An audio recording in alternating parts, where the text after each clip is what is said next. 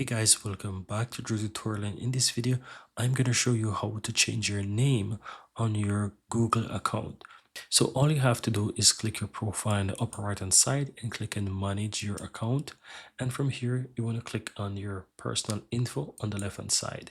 Now you will find your name, so it's just simple click on name right below the profile picture, and you'll be taken over to this section where you have your name, your nickname, and your display name. So you can go ahead and choose whether you want to change your display name or your full name. You can go ahead and choose name, and now you have the option to change your name. You can add a first name or last name. So let's say I want to add not the first name and the last name, but I just want to add, for example, YouTube as the first name and tutorial as the second name. Let's ensure there's no space, and then go ahead and save.